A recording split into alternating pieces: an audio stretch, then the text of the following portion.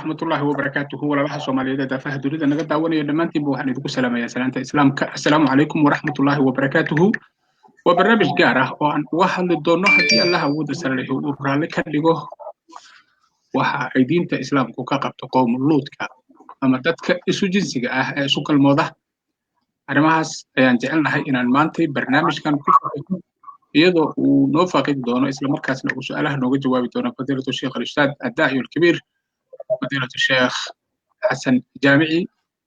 oo San Paul degan imaam masjid ah imaam jaamacadeed macallin jaamacadeed professor jaamacadeed ah lawyer Soomaaliyeed ah ummadda Soomaaliyeedna abaal iyo sharaf ku dhaxleh u qaadumeeya jaaliyadiisa Soomaaliyeed fadiilatu imaam sheekh marka hore ku soo dhaweynaya sayidii fadil mashkuur oo maajuura السلام عليكم ورحمة الله وبركاته marka hore walaalkay wariye idaa waqaca waad salaaman tahay waadna mahadsan tahay barnaamijkan khaaska ah oo kooban insha Allah ilaahay idinkiisa waqtiga dartiisa waxaan rabnaa barnaamijkan inuu hal saac ku koobnaado waana ku mahadsan tahay adiga iyo mashruucaaga iyo waraysigaba insha Allah ما شاء الله جزاك الله خير سيد الكريم وأحسن الله إليك وغفر الله ذنبك رب سبحانه وتعالى صاحب الفضيلة حكو حفظه رب سبحانه وتعالى هنا جنة الفردوس حكو كيو رنتي دلال بدن أياد كليسي برشادة الصوماليات تاسنا ومد ديوانا الذهبية الصومالية قلي دونت إن شاء الله بإذن الله الكريم صاحب الفضيلة أما ولا لها الصوماليات يتفاها دون ذا نقوى داوانا يو سولو هذا مركلة taxanaha iyo sooyaalka taariikhda Soomaalida waxa ceeb iyo fallaxa ku ahayd waxyaabo fara badan oo dadka qurbuhu ay banaysteen isla markaasna caado ka ah dalalkan aan ku noolnahay lama arag lama maqal wana xaaje ku ubah nin raga oo isu bedelay haween iyo isagoo waliba helaya taageero caalami ah oo waxyaabaha ku cusub qulubta Soomaaliyeed markii qurbaha la yimid dad badan ayaa diinta islaamka ka baxay وحاجة كلا أوجبه هذانا to life سوقله أما أميل يماده إنه إسقى الصومالي قرته إنه سن مسلم هين هذانا إلهي رسول كيس وعايو وأرن آد وعلوس وإنسان إذا كل ركرين أي كأهيد بدها صومالي لكن وحيابها كلا دوان هي وحيابها عن قربها كبراني أي كمتها سيكستبها النقطة فضيلة الشيخ أرمها hadda way soo bateen aad iyo aad ayay ugu badan yihiin mujtamaca Soomaaliyeed ilaa iyo hadda dhowr nin oo Soomaaliya ayaa cadaystay isna bedelay oo iyagoo nin raga ah isu bedelay inay dumar yihiin baraha bulshada soo galaan way ku faanaan baqarsadaan rag kale oo Soomaaliyeed ayay ka dacwoonayaan oo shukaansanayaan qaarkood dumarka ayay u shaqeeyaan oo ay u cilaamiyaan oo timaha u jaraan oo make up iyo xaalado cusub oo aanan hadda xasuusanayo u sameeyaan dabcan gabadha marka make up loo sameeyo ama cilaan loo marinayo ama timaha loo hagaajinayana awradeeda inta badan way muuqataa waxa sameeynaya waa nin raga horaado ha samaysto oo wajigiisa ha bedelo hana iska dhigo inuu dumar yahay waa u gadagali doonaa laakiin marka hore waxaan jecelahay sayidul kariim bal in aad noo dul marto taariikhda dadka isku jinsiga ah ama قوم اللوط قصدي أهيد سيدي فليتفضل مشكورا ومأجورا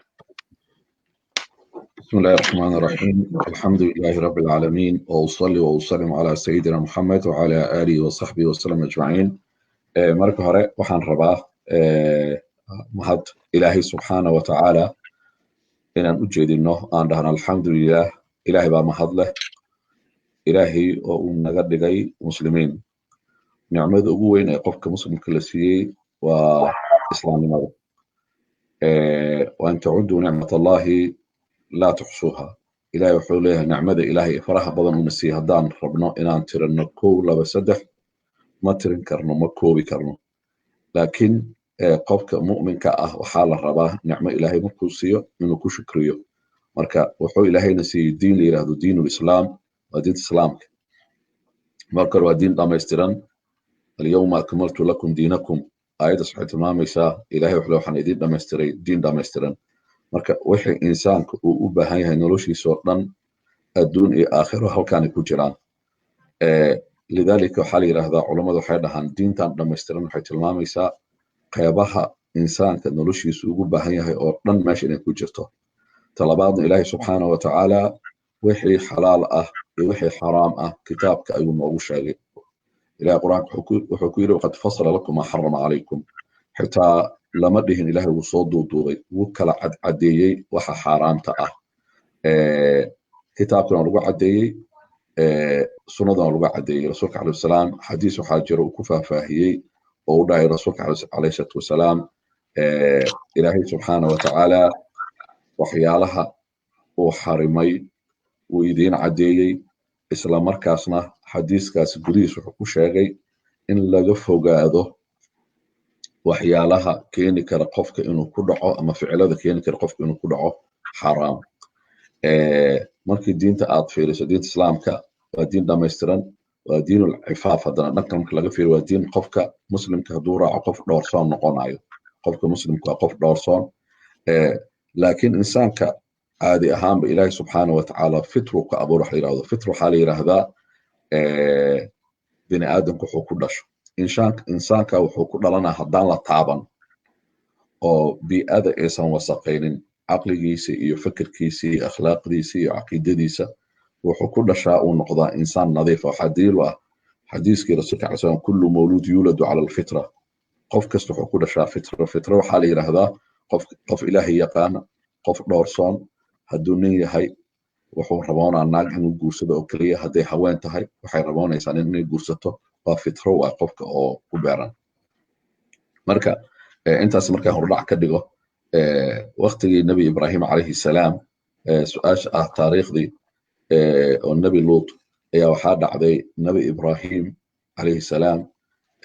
taariikhdan culammada qaarkood way isdhexgeliyaan taariikhdii ibraahim calayhi salaam marka maxaa dhacay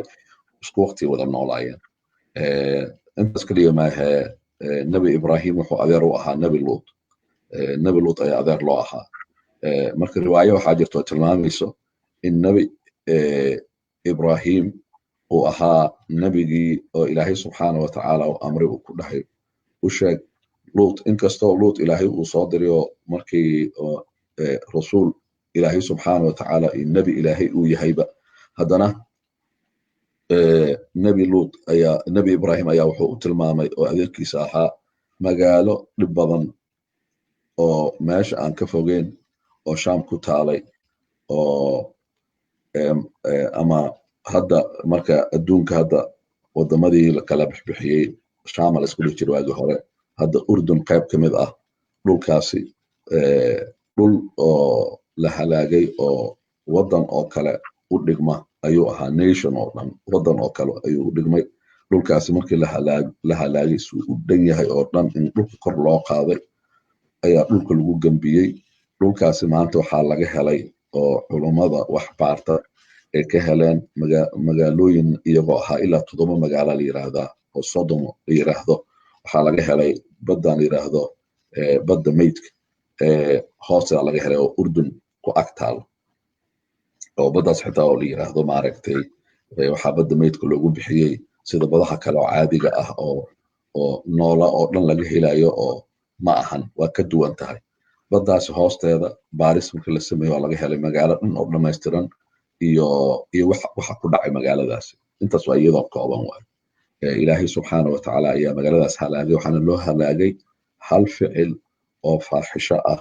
dad sameeyey dartooda marka ilaahay subxaanahu wa tacaala qur-aanka ayuu ku sheegay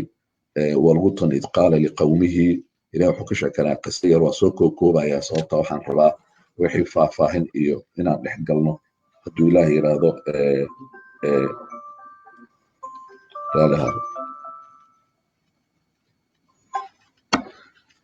waa soo koobayaa wixii faahfaahin markii su'aalaha munaasabka iyo meelaha munaasabkan dhex galana sababtoo ah su-aasha ugu weyn oo halkan dadka walaalahan waxaan rabaa arrintan waxaa keentay inaan dib u celiyo raalli ahow nin la yiraahdo Qasim Busuri oo city councilka magaalada St Paul aniga magaalada hadda aad tilmaantay inaan deganahay oo masaajid ku yaala imaaman ka ahay nin dhalinyaro ah oo magaaladaasi laga doortay oo noqday city council member ayaa waxaa dhacday muddo laga joogo usbuuc ka hor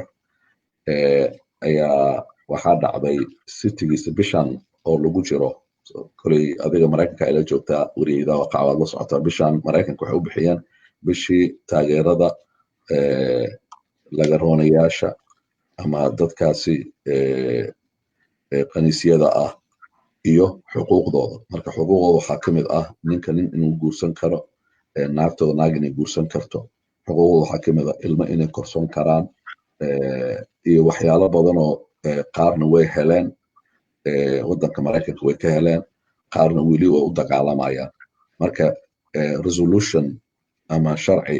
ayaa city councilka uu go-aan ku gaaray inuu soo saaro sharcigaasi markay ku dhawaaqayeen oo la saxiixayay waxaa ka maqnaa council member Qasim Busiri uu ka maqnaa markii dambe waxay ogaadeen in kabqanaanshaha uu u maqnaaday waa ogtahay meeshan waa la isdabagalaa qof haddii isagoo uu joogo magaaladii ama xafiiskaas uu joogo hadduu saxiixi waayo warqad sharci la raba in saxiixo in magaciisa meesha in laga helo waa muxuu u maqnaa ma ka aamusay ma diiday iyo wixii oo dhan hadda calaa kulli xaal wuxuu ka cudur daartay city councilka in mashruucaasi ama sharcigaasi inuu saxiixo isagoo uu u nisbeenayo sababta inuusan taageeri karin waxa diintiisa aysan ogolayn markaasi kadib magaaladii St Paul ama gobolkii uu isla kacay meelaha social mediaha waxaa lagu soo qoray maaragtay dad badan oo muslimiin ah oo Qasim taageerayo dad badan oo gaala ah oo Qasim taageerayo iyo dad badan oo waxaa soo baxay oo xitaa dhinacyada kala duwan ah oo gaalada dhexdooda ah oo Qasim taageerayo waxaa yaab badan waxaa soo baxay dad oo ku kacay Qasim oo dadka kale ahaa waa ogeen dadka kale lama yaabin waxaan u jeedaa dadka laga roonayaasha ama dadkan LGBT da la yiraahdo communitygooda ayaa dagaal ku soo qaaday Qasim kadibna anaga dadkii waxaan ka mid ahaa aniga dadkii ku difaacay social media aan dhahayo lababa waa ku banaan tahay kow sharciga maraykanka uu ku difaacayaa sababtoo ah sharciga maraykanka dastuurka waxaa ku qoran first amendmentiga ama qodobka koowaad ee dastuurka waxaa ku qoran qof walba wuxuu aaminsan yahay inuu ku dhaqmo cidna uma diidi karto marka waxaad aaminsaneed ayaad aamintay waad ku dhaqantay sharciga kuu fasaxayo waa kow cid kugu qasbi karta ma laha wuxuu aaminsan yahay adiga oo kasoo qaad oo kala fikir haddaan noqono aniga adiga idaa waqca ah aniga kuguma qasbi karo waxaan aaminsanahay sharciga maraykanka dhigay shuruucda adduunka dhigaysa diinahan anaga waxaa noo qoran maaragtay laa ikraha fi diin diinta islaamka oo wixii ugu macaanaa ugu khayr badnaa oo risaaladii adduunka loo soo diray inay ku badbaado ahayd xitaa cid laguma qasbi karo waa la diiday marka fikirna cid laguma qasbi karo hab nololeed cid laguma qasbi karo qaab dhaqameed oo dad u gooniya cid laguma qasbi karo haddana kasoo qaad wixii markay diin timaado haddana cid kugu qasbi karta ma laha markay diin noqoto marka Qasim uu ka cudur daartay markaas kadib haddana miidiyaha sheekadii lasoo dhigay waxaa taageeradii oo dadkaas la taageeray ka qayb galay dad Soomaaliyeed nasiib daro marka waa soo wacay dhowr qof ay soo waceen waxay dhaheen sheekh ahaan waxaa lama huraan ah dhalinyaradii Soomaaliyeed qaarkooda ayaa confusion ku dhacay iyagoo confusion way fahmaysaa macnaha waxaa isuga dhex darsoomay wixii saxda ahaa iyo wixii khaldan ya laba qalbile ama xataa si niyad sami ahaan u fiirinaynaa macnaha way wareereen macnaha waxay dhaheen amay habboon tahay in la taageero kaniisyada oo Qasim uu qaldamay iyadoo la fiirinayo maslaxadda guud iyo saas qaabkasi u fikireen macnaha qaab ay taxliil ay waxay sameeyeen oo iyaga gaar u ah laakiin wax badanoo waaweyn maaragtay ay hilmaameen aniga markastana ku dardaarma waa ogahay su-aalahaada ku jiri doontaa hadhow oo ah qofka siyaasad ma geli karaa waayo Qasim dadaa soo weerar waxay dhaheen siyaasad isaga bax haddii aadan maaragtay aadan taageeraynin dadkan ama waxyaalaha xaaraamta haddaadan taageerayn iyo wixii lamid ah marka su-aashaas waxay hoos imaanaysaa su-aalaha ah qofka muslimka ah ee maraykanka ku nool siyaasad ma geli karaa diin ahaan siyaasad ma geli karaa su-aashaas imaanaysa maadaama aniga meesha imaam ahaan aan u fadhiyo marka waxaa marka taas markay timid waa lisoo wacay waxaa la yidhi saaxiibka idaa waqaca maa wacdid maadaama idaacaddiisa aad loogu faafiyo khayr fara badan dad badan oo gudaha iyo dibadda iyo yurub iyo maraykanka ku xiran yihiin arrintaana yurub iyo maraykanka ay ka socoto adduunkan hadday ku faafaysa ula socoto bishaan dowladda maraykanka waxaan kaloo rabaa oo munaasab ah bishaan dowladda maraykanka waxay soo bandhigtay qaanuun oo caalami ah in adduunka laga hirgeliyo waa bishaan ay dhacday maaragtay qofkina wuu baari karaa united nationkay u direen ee dhahayaan qaanuun adduunka oo dhan maaragtay wada qaadanaysa wada saxiixaysa oo dhan ha laga dhigo in nimanka ay guursan karaan meel kasta oo adduunka la joogo waddan muslimin ahaynba loo sharciyeeyo oo naagna naag ay guursan karto loo sharciyeeyo isla markaasna caruur oo ay soo qaadan karaan oo ilmo ay ka dhigan karaan loo sharciyeeyo oo guryahaas ay ku koraan iyo qaab nololeedkaasi taasaa maraykan ka soo baxday marka annaga meel kasta aan joogno haddii aad tahay nin sheekh ah waxaa waajib ku saaran xaqa inaad sheegto oo diinta xaqa markaan sheegno waxaa waaye ilaahay muxuu yiri rasuulku muxuu yiri waxaan ku bilaabayaa marka taasay sheekada ku timid ilaahay muxuu yiri ilaahay wuxuu yiri qur'aanka waluutan id qala liqawmihi waa soo koobayaa waxaa culummadu waxay dhaheen markay soo urureen 105 aayadood ama inta u dhaxayso 100 ilaa 110 aayadood ayaa waxay toos uga hadleen oo suurado kala duwan ah ayaa waxay ka hadleen qisada qowm Luut culummada tafsiirka waxay dhahan haddaa aragtaan qiso la soo celcelinaya ahmiyad gooniyay leedahay waxa laga hadlaya hadda ka soo qadkal qisada Muusa oo kale meelo kala duwan lagu soo celceliyay hadafka waxa waaye inaan la ogolayn dictatorship system inaan la ogolayn hadda adduunka dhan muxuu u diidaa dictatorship system in kelitashi la hoos yimaado ama Soomaali shacabka Soomaalida aan ahaano dictator ma rabno shacabka muslimiinta dictator ma rabno caalamka oo dhan dictator ma rabno waddankan Maraykanka waa aragtay dhaqamada hadda madaxweynaha waddankan uu leeyahay qaar kamid ah dhaqamo oo dictatornimo ah waa kacdoon ayaa ka jiro marka qisatu Muusa waxaa la diidan yahay qof inuu darajo ilaahnimo isgaarsiiyo oo keligiis inuu taliyo taas horta waa la diiday ilaahay subxaanahu wa tacaala qisadan oo Luut wuxuu ku sheegay iyadana ficil faaxisho ah iyaga keliya aayaddan hadda waxaan soo qaatay aan ku aqriyo walqutan id qala liqawmi ilaahi wuxuu yidhi aayadda dhammaadkeeda waxay leedahay maa sabaqakum aayadda qayb ka mid ah waa qaybteeda dambe maa sabaqakum biha min axadin min alcaalamiin waxa ay la yimaadeen reer qowm Luut aan dhaho waxay la yimaadeen faaxisho marka wuxuu leeyahay ilaahi subxaanahu wa tacaala ata'tuuna alfaaxishata maa sabaqakum biha min axadin min alcaalamiin waxaad la timaadeen alfaaxisha waa munkar culummada waxay dhaheen markii la qeexayo alfaaxisha waxay dhaheen waa ziyaadatu lqubx waa wax munkar ahaa markay weynaadaana wax isku bedelaan faaxisho wax kastoo munkar ah markuu weynaado faaxisho noqdaa marka waxaa laga cabiray waxaad la timaadeen wax faaxisho ah faaxisho waa maxay marka waxaa la yiri waa ficil samayntiisa ay ku jirto waxyaalo qurmoon ku jirto adna waad arki kartaa waxa waaye ninkii ayaa wuxuu u tegayaa nin kale wuxuu kaga tegayaa meel qurmoon taasaa marka la rabaa dadka inay u arkaan inay tahay wax sax ah oo fiican oo sharciyeysan waana la sharciyey gobolkan waa laga sharciyey gobolo kalena waa laga sharciyeeyey gobolo fara badan ayaa hadda calanka aad hadda sheegaysa laga taagay isteedyo fara badan kuwa kalena waa loo soo wadaa annaguna dalkan ayaan ku noolnahay oo ilaahayna keenay sharciyadiisana waan haysanaa mas-uuliyiin Soomaaliya ayaa taageeraya oo idaacadaha iyo TV-yada ka hadlay qofka muslimka ah isagoo raba inuu masab kale ku gaaro wax aysan shariicada islaamku ogoleen ma taageeri karaa sayidi falyatafadal mashkuurun wa maajuun su-aashaas way fududahay waxaaba jirtaba gabar Soomaaliyeed oo meel waxay kusoo qortay diinta islaamka taageerayso dadkan in la taageero marka gabadhaas ilaaha cafiyo ilaahayna ha u toobad keento sababtoo diin islaam faaxisho ma taageerayso su-aashaada waxaa ka jawaabayso aayad qur'aan waxaa jirto ani markaan akhriyo dadka aan ku dhaho fi suuratul maa'ida ku jirtaa qur'aanka oo dhan aayadsa lagu soo koobay qur'aanka oo dhan qur'aanka laba qayb uu ka hadlaa wuxuu ka hadlaa cilaaqada qofka insaanka iyo ilaahiisa waa hal kow iyo cilaaqada qofka insaanka iyo makhluuqaadka ilaahay uu abuuray qur'aankuna waa intaas waa adduunka maxaa jiraba waa laba qaybood sooma adduunka qaybna waa khaaliq waa ala abuura ah awood badana ah sareeya oo cid kasta ka sareeya oo cid lamida aanan jirin laysa ka mithli shay iyo waxaa ka soo haray ilaahay waxaa la yidhahdaa makhluuqaadka wuxuu abuuray waay diintana islaamka waa diinta keliya oo hadda taalo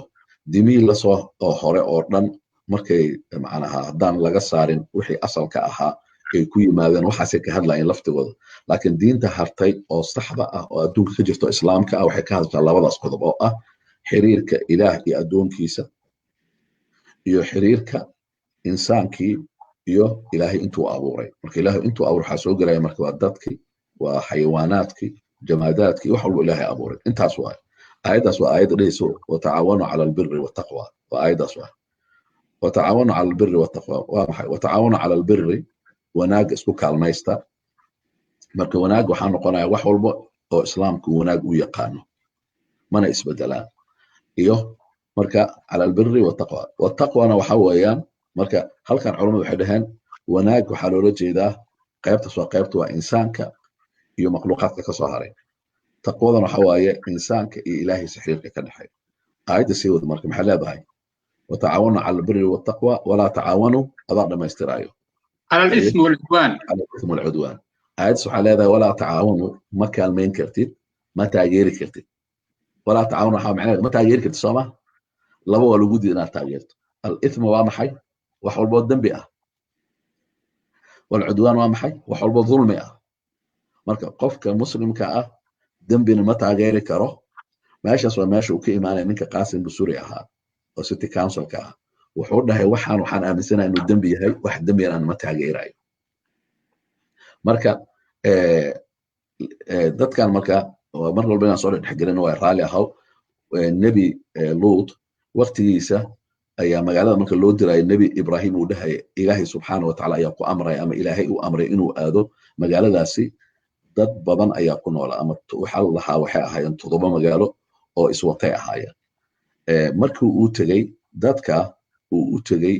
waxay badankooda sameynayaan faaxisho noocan ah oo ah nin inuu nin u tago sheekada markaan soo ururiyo waxaa dhacday mar inay marti u yimaadeen martidaasi u yimaadeen waxay ahaayeen malaa'ig laakiin isaga ma ogeyn malaa'ig yihiin culimadu waxay dhahaan ambiyada markay u imaanayso malaa'ig markay u imaanayso laba shay ugu yimaadaan ama malagoo run ah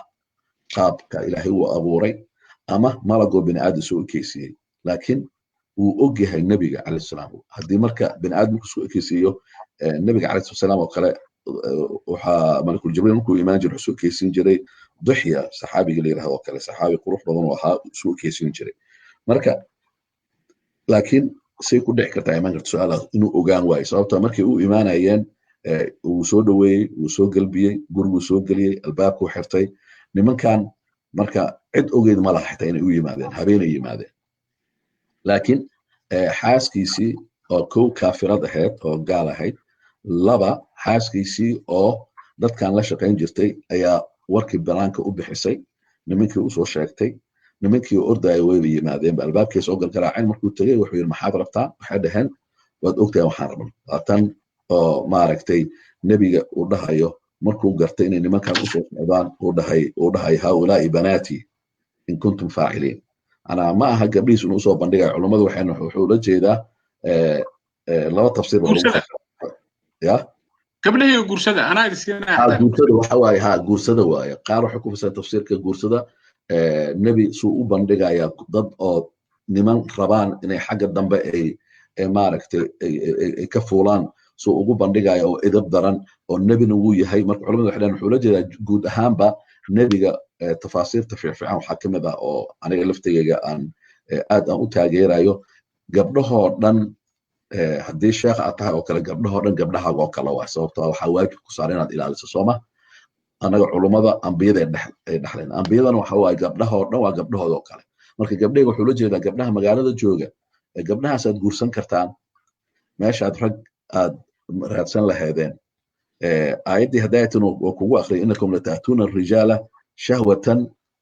من دون النساء ما رجعت كرة دين إنسان إذن كور ربه إن أقل موتان تاسو أم عنها وماش علماء إنها وحن فترة ما صوبت وده وحكوش كأنا يعني أنا وعارك إن أنا رده يسوع هدي وده شأن كورة هذا سؤال هدو أتصور دواي أنا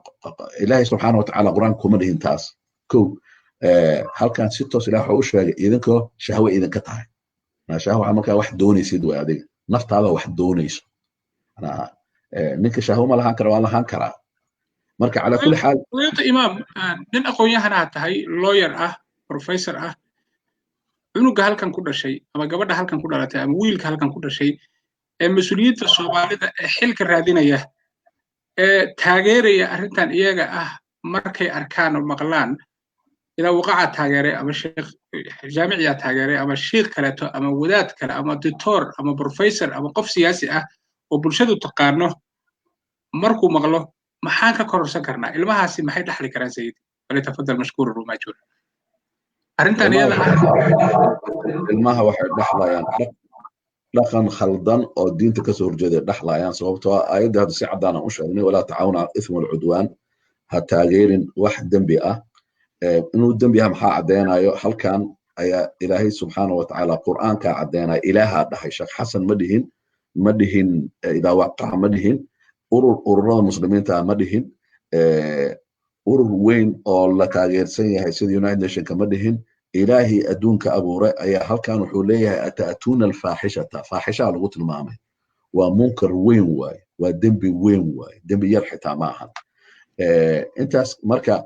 dad taageeraya hadday jiraan ay soo baxaan ciday doonta ahaato waxay istadgareynayaan ay dejinayaan dariiq khatar ku caqiidadii muslimiinta anaga caqiida ahaan waxaan rumaysannahay muslimiin haddaan waxaan rumaysanahay waxaan ina xaaraamayn muslimiintu waxay rumaysan yihiin wax xaaraana inuu jiro iyo wax xalaal inuu jiro talabaad qisadii oo kuusoo koobaya inaan qisadaas dhamayaan rabaa adoo aad raali u weli si koobanaan ku dhammaynayo waa ogaa su-aalo badan ay kaa buuxaan iyo waqtiga inuu yar yahay qisadaasi waxaan kusoo koobayaa nimankii wuu ka celin waaye waxay yidhaahdeen waad og tahay waxaan doonayno annaga waxaan doonayno waad og tahay waa tan ay leeyihiin oo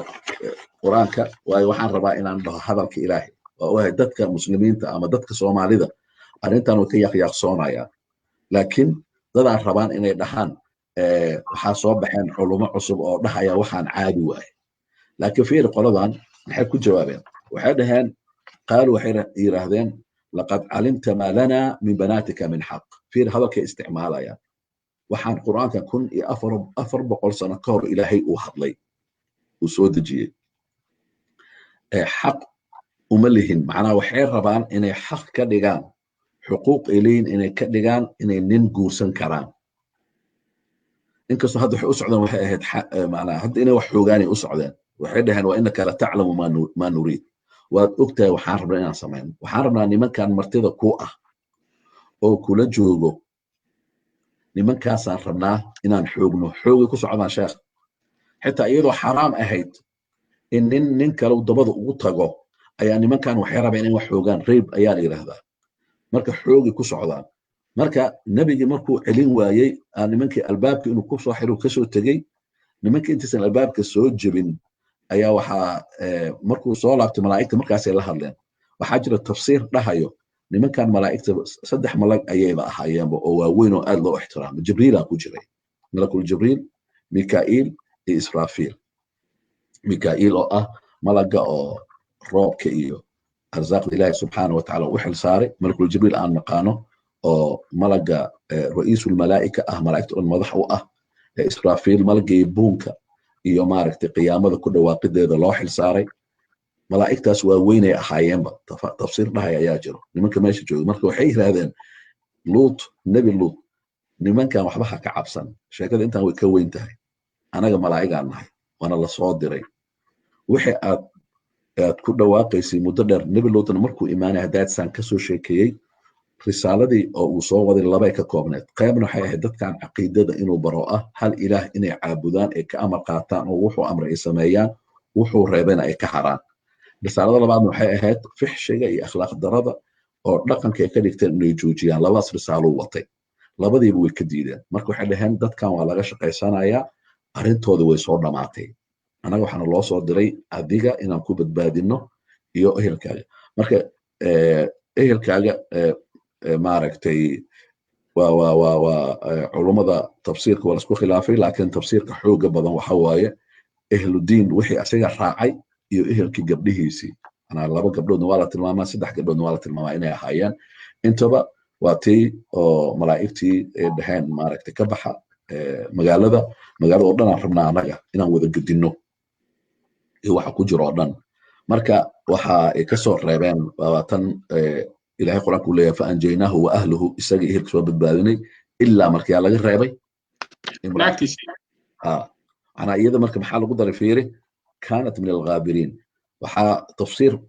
todoba tafsiir lagu fasiraa laakiin midkii waxa min al-baaqiin way hartay way diiday inay raacdo saal yiraahdaa ana way badbaadi lahayd qaarna waxay dhaheen maya nimankan ba iyada nimankan ay la shaqeynaysay way taageeraysay ana soo ma jeed marka qofkii taageera halaag adduun iyo mid aakhira buu u dambeeyaa halkan marka aayadahan way ka caddahay ilaahay subxaanahu wa ta'aala noogu sheegayaa inay khatar tahay amtarna calayhim mataran markaasi aayadu way ka hadashay in dhagxaan oo roob ah lagu soo daayay riwaayadaha qaarkood waxay tilmaamayaan dhagxaantaasi dhagax kasto wuu kululaa wuxuuna burburinayay macnaha uu ku dhacayay qof kastoo magaciisa ku qornaa dhulkii haddana iyagoo wada jooga dhulkii kor loo qaaday haddana dhagxaantii roobka ahaa dhulkii kor loo qaaday lagu gambiyey marka ilaahay subxaanahu wa ta'aala ficilkan wuxuu ka dhigay ficil xaraam ah wax xaraama in la taageero waa xaraam walaalkay kasoo qaad oo kale tusaale kale aan ku siinaya zinada ilaahay subxaanahu wa ta'aala xaraam uu ka dhigay sooma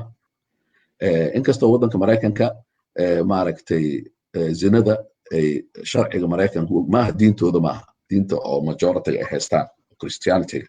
waxaan rabaa kale inta aanan hilmaamin diimaha kale inkastoo anaga diinta islaamka aan u aragnay tahay diinta sax ah sababta ilaahay wuxuu quraan ku leeyahay inna diina cinda allahi alislaam laakiin diimaha kale asalka haddii loo noqdo diinta christianityga diinta oo yahuudiga haddii loo noqdo asalkooda iyagana way xarimeen hadda dadka soo wacaya qaasim oo dhahay waa taageeraynaa waa kiniisadihii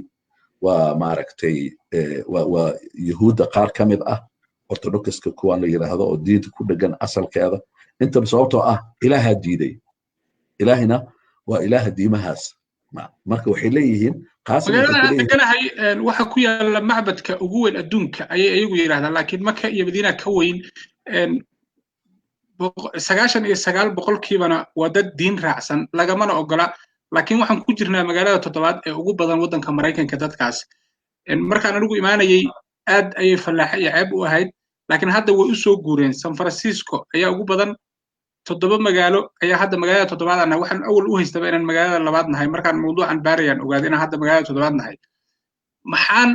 uga hortagi karnaa ilmaheena maxaan u sheegi karnaa daayirteena maxaan u sheegi karnaa sidee arrintan iyada ah aan bari uga ahaan karnaa anagoo muslina iyo anagoo Soomaali ah sayidi falyatafaddal mashkuurun wa ma'juura marka hore waxaan ogeyn idaa waqaca khamrada inay xaaraam tahay sooma si wanaagsan ilmahena waxaan ogeyn zinada inay xaaraam tahay ilmahena waxaan u sheegaynay aayad qur'aan oo ilaahay subxaanahu wa ta'aala inama alkhamru walmaysir walansaab walazlaam rijsun min camali shaytaan fajtanibuuhu waxaan aayaddaasaan u sheegnay ilmahena oo ah khamrada iyo qamaarka gambling meel kasta lagu ciyaaraa waxaan dhahaynay khamrada yaan la cabin meelaha khamrada lagu cabaa yaan la tegin xadiista xitaa waxay amartay maaragtay meesha oo khamriga lagu caba inaan la fariisan karin oo xaraam ay tahay marka laba waxaan u sheegnay ilmaha zinada ana quraanka wuxuu leeyahay walaa taqrabu zina innahu kana faahisha quraanka ma dhahayo walaa tafcalu yaan la sameeynin yaan loo dhawaan meesha laga zinaysanayo maxaa kamid marka kalaabiyada oo kale inaan la tagin iyo ficilada keenayo qofka inuu zinaysto inuu ka fogaado wiilka iyo gabadha inay isqabsadaan gacmaha isqabsadaan inay isku dhagaan inay isdhunkadaan wax alla wixii horseedaya in zino in la sameeyo waa la reebay ilmahena waa ka reebnaa marka waxyaalahaas waddanka Mareykanka maxay ka ahayeen intaana imaan waxaan la jeedaa intaana imaan ka horba waxay ahaayeen waxyaalo waddanka Mareykanka laga sharci ka ah macnaha u banaan iyaga ma aha diintooda inay qabto dad badan waxaa jira oo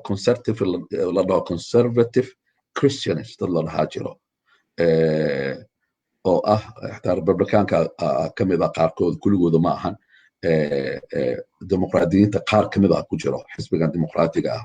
oo diidan nimankan qomoluud iyo afcaashoodii waxay samaynayaan marka sidii ilmahena ugu sheegi jirnay wixii diinteena ay dhahday waa xaraam ayaa la rabaa hadna inaan ugu sheegno xaraam tan waxay kaga duwan tahay oo keliya waxay maraysaa khamrada maraysa stage ah in waddanka o dhan laga mamnuuco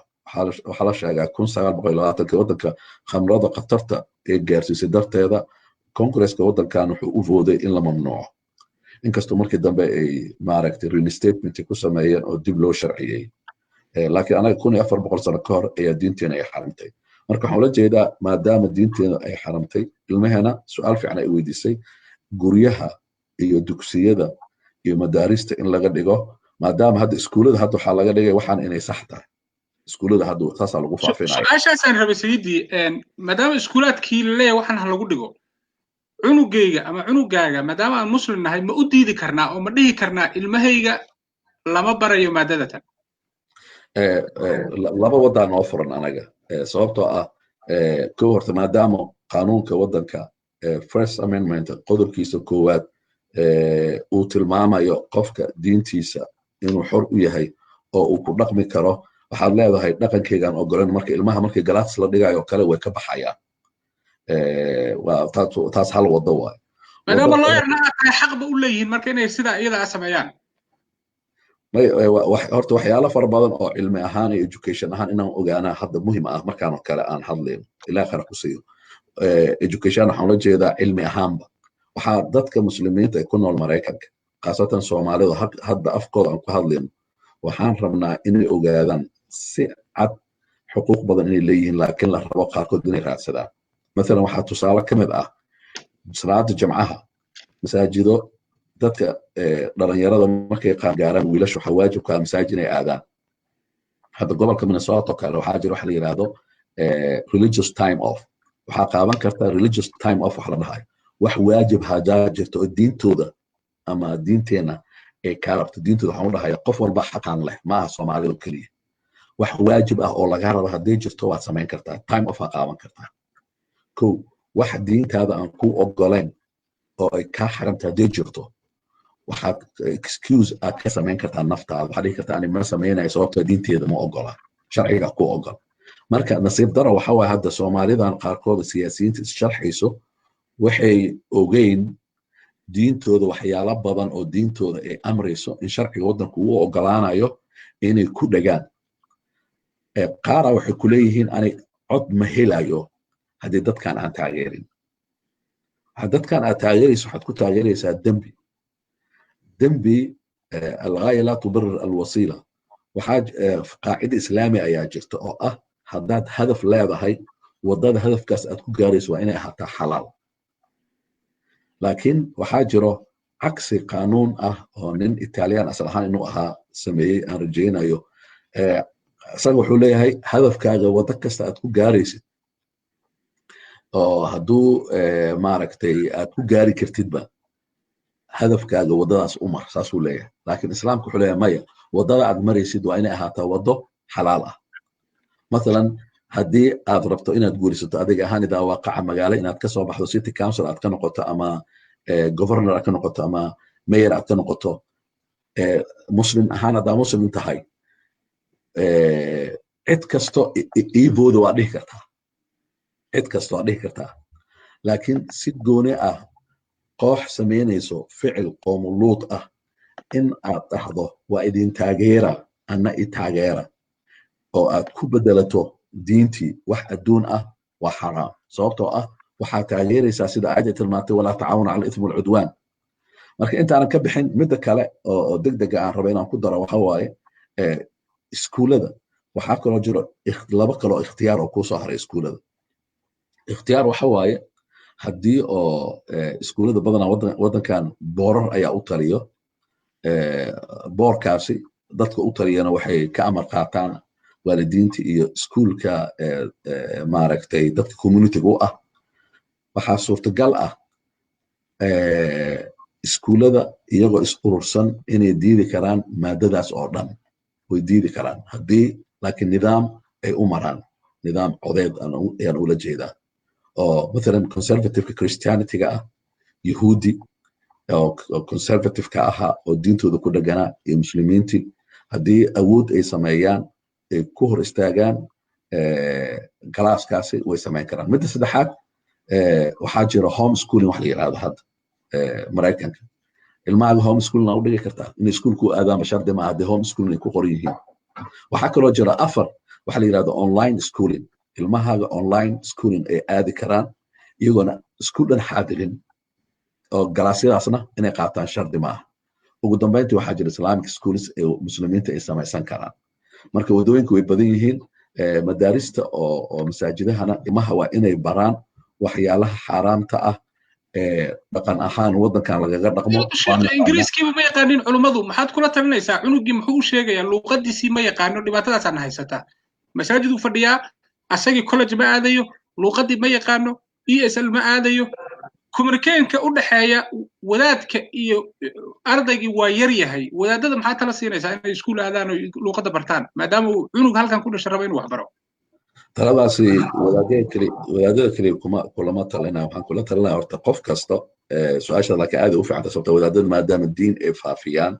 qofka diinta u faafinayo waddanku ka faafinayo luuqadeedu waa inuu yaqaanaa waa kow laba qofka diinta faafinayo oo wadaadka ama imaamka ah ama sheekha ah dhalinyarada oo hadda anaga majority ahaan waxaa la dhahaa communitygeena ama muslimiinta meel kastaba ay joogaan halkan iyo adduunka oo dhan dhalinyarada u badan marka luqadooda waa inaan ku hadalnaa hal tusaale keliya aan ku tusinaya nin la yiraahdo xayu oo idaacadaha tviyada maaragtay ka mid ah odayaashooda kule inaad taqaanaa laga yaabo reer Minnesota ah ayaa wuxuu wareysanayay dhalinyaro wareysigaa fiirsaday wareysi qurux badan uu sameeyey dhalinyarada uu wareysanaya marka wuxuu weydiinayay hal su'aal laba su'aal uu weydiinaya su'aashooda uu weydiinaya waxay ahayd shanta basketball playerska oo ugu khatarsan Mareykanka ama koox ma taqaana wiil kastoo Soomaali oo dhalinyaro uu weydiiyo horu ka sheegay wali wuxuu ku sheegay si qurux badan oo magac xitaa ma qaldayaan hadda aniga qof markuu ilaahayo Hassan waxaan dhahay ana Hassan leema dhaho waxa la yiraahdaa Hassan marka ma kale kana sababtoo xaq ma qabaan Mareykanka laakiin waxaan jeclaan lahaa inay saas dhahaan cali oo kale cayn ma qabaan marka waxa la jeedaa wiilasha Soomaalida ah markay pronunciationka magacyada xitaa ay ku dhawaaqayaan shanta ugu khatarsan basketballka si fiican oo sax ay u sheegayaan markaas wuxuu weydiinaya fiiri idaa waqaca talabaad su'aasha labaad uu weydiinaya waxay ahayd ma sheegi kartaa ilmaha nabiga calaysalaam salaam uu dhalay ma rumaysan kartaa dhammaantooda inta su'aalaha uu weydiiyey wax ka jawaabay ma laha ilaa hal cunug maahina oo xitaa khaladaad sameeyey markuu weydiiyey su'aasha ku saabsan diinta marka waxaan rabaa dhalinyaradeena marka they speak English luqadda Englishkay ku hadlaan marka hadda xitaa maaragtay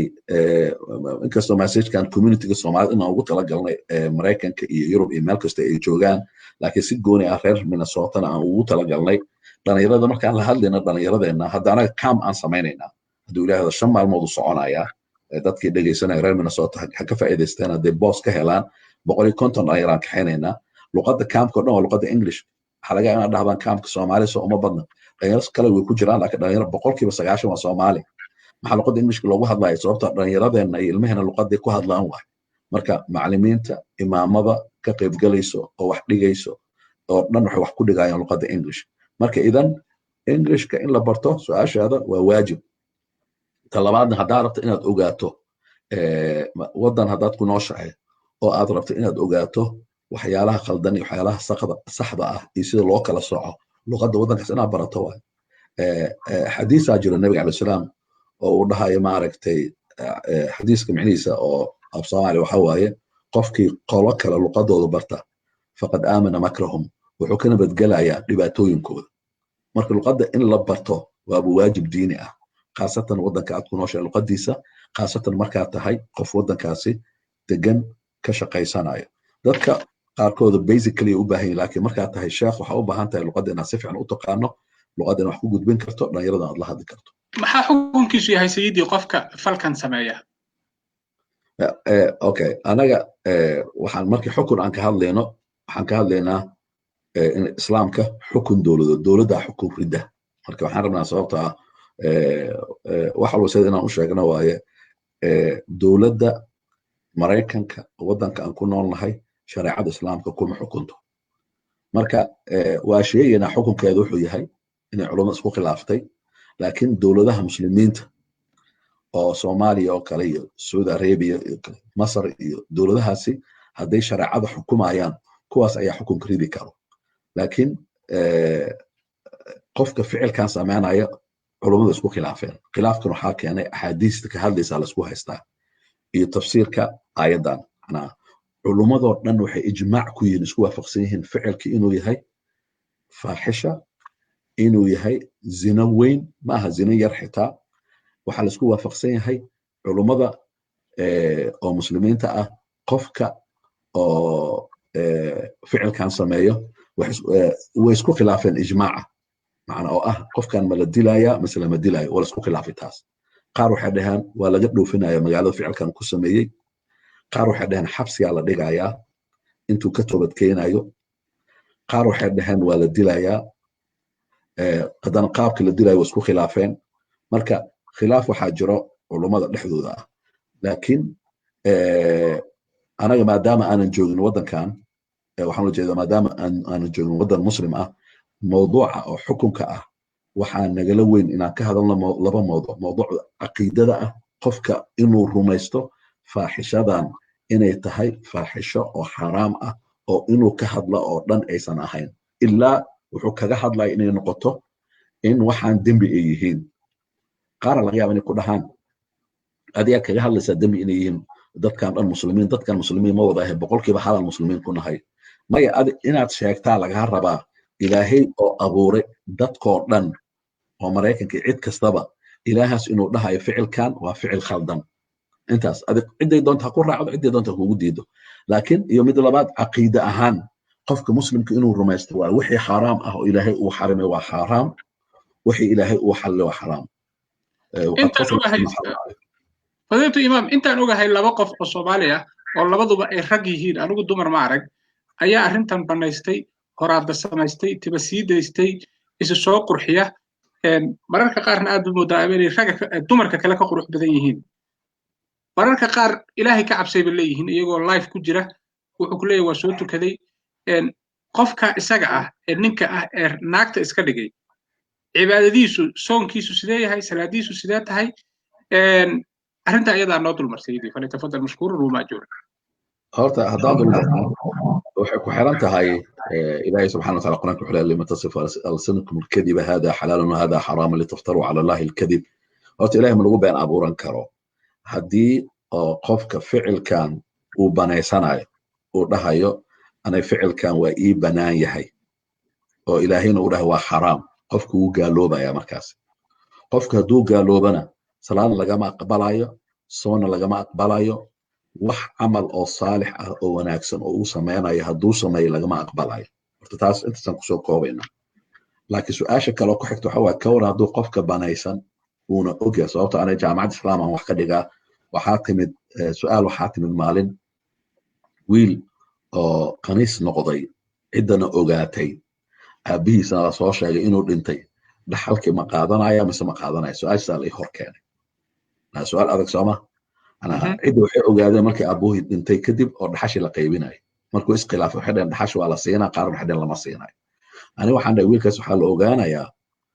horta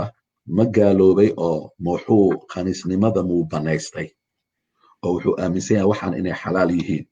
sayidii ninkaa ku horaada samaystay oo uu leeyahay hala ii galmoodo oo uu halkan la soo taagan yahay miyaanay macnaheedu ahayn inuu waxaan uu banaystay oo caado uu ka dhigtay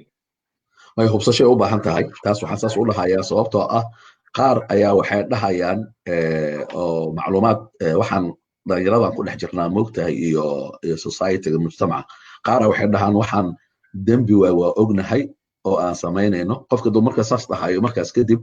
waxa waaye ma xukumi karto qofkaas inuu gaaloobay sababtoo ah gaalnimada wax lagu degdega maaha diintan islaamka qofka that's why Soomaali wax laisku haystana shir aan ka qayb galay oo culummada shirkaasna waxaan rabaa faahfaahinteeda mar inaan ka hadalno si degdeg ah sababtoo bisha Ramadaan waa mashquulsanayn fursad uma helin wax badan aan soo ogaaday marka dad waxaa jira ku degdega dadka Soomaalida inay gaala yihiin oo waxyaalo aan micno lahayn oo dad aan lagu gaalaysiin karin ay ku gaalaysiinayaan marka anaga saanan u degdegin waxaan leenahay walaalkay qofkan ficilkan faaxishada ah oo ilaahay uu xarimay ma banaysanayo mise ma banaysanayo markaas waxaa fiiri waxa ku gaaloobaya isaga keliya maaha xitaa hadduu dhaho midka taageerayo qoomuluut hadduu dhaho waxaasi sax waay gaal waa adi maxaa ka rabtaa kii ficilka samaynaya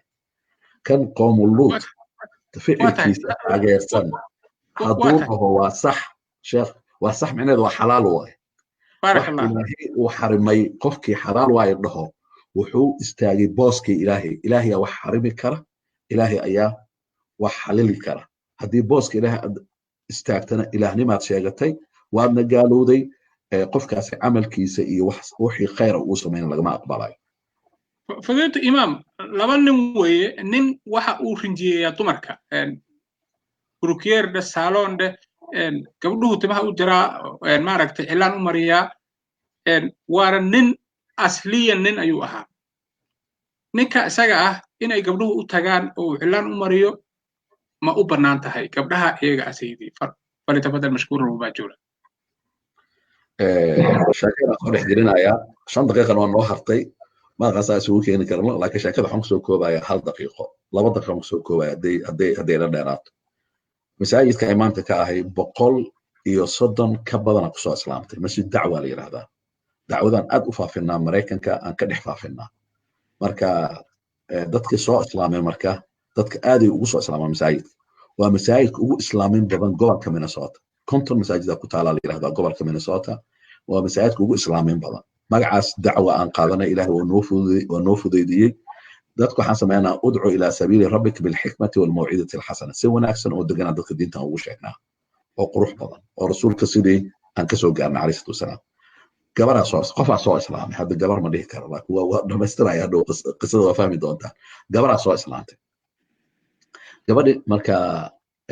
waxaa la siiyey khimaarkii qof markuu soo islaamo khimaara la siiyaa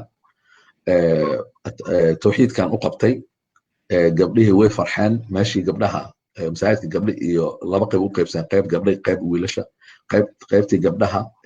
dhex joogtay markay islaamtay markaas kadib gabdhihii waxay bilaabeen inay dhunkadaan inay hagsiyaan adiga ugu dambeyntii markii la soo dhaweeyey oo gabadhi si fiican loo soo dhaweeyey wax naxtin badanaa dhacay wixii rabeen aan soo koobo so waxayna ka mid yihiin communitygan LGBT-ga soo socoto LGBT waxay u taagan tahay lesbian waa haween kala guursanayso jiidoo kale waxay u taagan tahay nin guursanayo tiid waxay u taagan tahay qof isbedelay oo naag ninuu ahaa naaga iska dhigtay ama naaga ahayd nin maaragtay iska dhigtay gabadhan oo hadda soo islaantay aan ka sheekeynayay waxay dhahday gooniyan raba inaan kula hadlo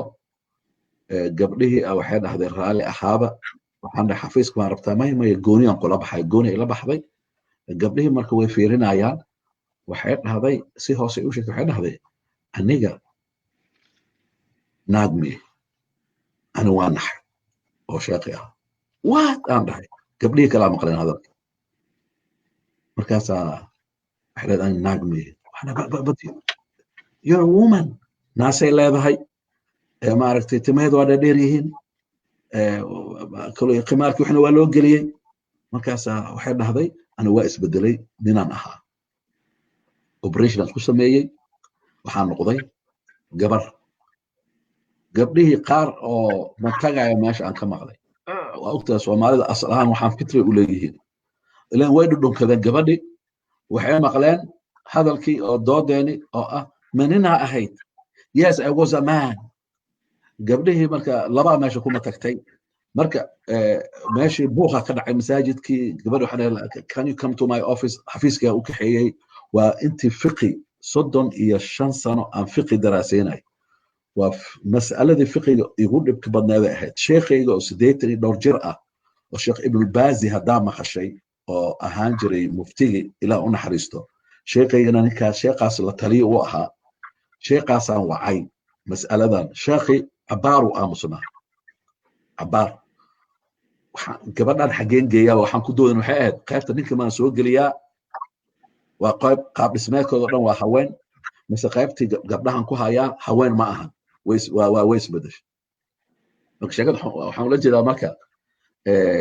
su-aasha aa weydiisaan ku noqonaa marka sheekada sheeko dheer ay ahayd haddii ilaahay subxana wataala quraankiisa aan u laaban ilahay wuxuu leeyahay subxana watacaala kullukum min aadam aayadda aan ku hormaro horta aayad quraan ilahi wuxuu leeyahay subxana watacaala yaa ayuha annaas inaa khalaqnaakum min dakarin wa untha aayaddu waxay leeyihin culummada aayaddaas waxay caddaysay ilaah baa wuxuu leeyahay waxaan idinka abuuray nin iyo naag macnaha rag iyo haween wax kale ma tihidiin labadaasu ilaahay abuuray qur'aanka haddaad akhriso oo ah qaala allahu ilaahay wuxuu yidhi kuma arkaysid macnaha markii zawjiin laga hadlaya xitaa waa lab iyo dhidig waay xayawaanaadka ilaahay subxaana watacaala wuxuu ka dhigay lab iyo dhidig fiiri xayawaan rag ah ma arkaysid xayawaan rag ah oo uu doonanayo oo uu korayo ma arkaysid xayawaanadii xitaa aan caqli lahayn waxaan way ka tacafufayaan marka waxaan ula jeedaa marka haddayba dhacdo nin sa hadda aa sheegaysay inuu naagoobay oo laakiin nin u ahaa horta gabdhaha inay u tagaan oo muslimiinta ah kuwa gaalada weyba u tagaayaan xaraamay ku tahay sababtaas masaladii hadda waxaan u keenay waxay ahayd gabadhaas waxaa laisku haystay meesha ay geli lahayd ma meesha raggay gelaysaa meesha haweenkay gelaysaa xafiiska aan soo geliyey uu dambaynteed anaa sii bixiyey iyadoo oynayso waxay ku oynaysay ragnimadina kuma noqon karto bahalkii meesha waa laga saaray meeshaan bahal kale loo sameeyey ma aqaan inuu artificial yahay inuu shaqaynayo marka waxaan ula jeedaa ninkan aad sheegaysa hadda tusaalaha usoo qaadatay hadduu yahay asal ahaan nin ah culummadu waxay dhahaan qofka culummada muslimiintan ka hadlaya weli si gooni ah qofka hadduu waxaan geey ahaan oo uu raboonaya nin kale qofkaasi xanuun waayo inuu iska daweeyo waayo sababto ilaahay subxana wataala labadaas keliya uu abuuray aayad qur-aanka inaa khalaqnaakum min dakarin wa untha wajacalnaakum shucuuban waqabaa'il litacaarafuu markii oo rasuulka calayhi salaatu wasalaam laga hadlayna aadam iyo xawaa ayaa laga abuuray dadka bini aadamka markaas kadibna ilaahay subxaana watacaala labadaasuu maaragtay uu wax ka beeray zawaajka marka laga hadlayo ومن آياته أن خلق لكم من أنفسكم أزواجا لتسكنوا أزواجا حلول جيدا لمانا لب إيديك لتسكنوا إليها في مرك محاوى كلمة دس إليها اللغة العربية وهو انتصاد وحس الشام هوانتي نين كو حصيلايو او كو راحيسانايو انجوي غرينايو او كو دغايو ما بدعي كا صوت إلهي وحو ليه waxaad ku xasilaysaan aad ku degaysaan waa haween marka haween imam nacam ما شاء الله جزاك الله خير سيد الكريم نينكا kale wuxuu ku antacoonaya aniga oo yar ayaa la ifarxumeeyay rag ayaa dhibkan ii geystay anigu ma dooran raggiina magaalo kamid ah magaalooyinka nabdoon ee Soomaaliya ay dhex mushaaxayaan idina waxba igama qaban hal ay taageero u leeyahay dadkii waxaan igu sameeyay maxaa xukunkoodu yahay aniguna iskama celi karo waxaan doortana ma ahan ragga Soomaaliyeed ayaana sababa ayuu leeyahay fadilatu sheekh waxa kale oo xusud mudan inay jiraan rag farxumeeya ilmo yar yar dumar yar yar hadda sanadkan aan ku jirno ilaa 4 dumar ah ayaa la dilay lana kufsaday adoo si guud u maraya gaalka ayaa lagu dilay garow waa lagu dilay muqdisho lagu dilay dumar badan oo Soomaaliyeed ayaa lagu kufsaday Aisha kamid ah gabar yar oo gaalka ayaa lagu dilay 9 nin kufsatay gabar kale waxa xalay ayaa lagu gowracay magaalada muqdisho baar ubax hotel ku yaala la ceejiyay lana kufsaday kuwa kale oo aad u fara badan ayaa rag dhibaato u geystay rag kale ayaa wax ku sameynaya gabdho kale oo Sayyidul Kareem waxa kale oo jira niman gabdhahoodu xaasaska ay dhaleen faraxumeeya oo iyaduna dhibaato hadda Soomaalida ku soo badanaysa ah arrimahaas oo dhan maxay shariicada islaamku ka qabtaa maxaa tala ka bixinaysa Sayyidi falyatafadal mashkuuran wa maajuura gabdhahooda markaan u leeyahay waa xaasaska ay qabaan gabdha ay dhaleen weeye cabasho fara badan ayaa la soo gaartay fiiri horta taas baan ku hormaro wa rabaa'ibukum waa aayad qur'aan waa ilaahay subxaanahu wa tacaala xaasaska nimanka guusa xaasaska iyagoo gabdhahooda ay noqonayaan booskii gabdhahooda ay galayaan yaa bulshada kula joogaan gabdhana soo waxay magaalada joogtay joogaan ku arkay gabadhii ay dhashay isagoo saaran Sayyidi anigu taladii ugu horreysay aan siiyay waxay ahayd dawladda wax umaba jawaabinba dawladda waxaan ku yiri anigu taladii ugu horreysay siiyay sidaas ay ahayd booliska waxaan ku yiri horta ilaahna badbaadiyo aamin duco inaan ducaysanno waaye ilaahay hanu badbaadiyo اللهم ilaah آمين. xifdiyo ilaahay subxaanahu watacaala ilmaheena iyo guryaheena ilaah ha xifdiyo annaga waxaan u baahanahay diinteena inaan u laabanno arrimahan dhan hadda aad sheegayso dhan waxay keenaysaa ummaddii diintoodii inay ka tageen taasaa keenayso markii aad arkaysid gabar Soomaaliyeed oo ilaahay ku been abuuranayso oo dhehayso maaragtay ilaaha yiri diin islaamka qabta in la taageero qowmuluud waxaa fahmaysaa diintii in laga tegay marka hore dadka waxaan leenahay ilaahay quraanka wuxuu leeyahay fafiru ila allah ilaahay ha loo orto ilaahay ha loo noqdo horta dadka waxaan xusuusinaynaa walaalkay Soomaali kuwa jooga ama Muqdisho ha joogeen ama Garowe ha joogeen ilaahay in loo noqdo laba culummada waxaan xusuusinaynaa oo Sheekh Xasan uu ku jiro in roolkoodii iyo doorkii la rabay culummada inay ciyaaraan inay qaataan sababtoo ilaahay subxaanahu watacaala qur'aanku wuxuu ku leeyahay waltakun minkum ummatun yadcuuna ila alkhayr يأمرون بالمعروف إمام ليه أسئلة أديك وتوحوا بالله يا شيخي معقول maahan مستحيل waayu leeyahay markii su'aasha kale aad weydiiso mararka qaar waxaan ugu kaliftaa marka culimada weydiinayna qofkii inaan cod ka duubno oo u dirno oo niraano please si aan wadaadkii ugu qanciyo codkaaga soo duub markaasaan wadaadkii u diraa markaas uu soo baraarugaa culimada naftirkoodu waxaad moodaa inay ka dhacsan yihiin sayidii falyatafadal mashkuur rubaajura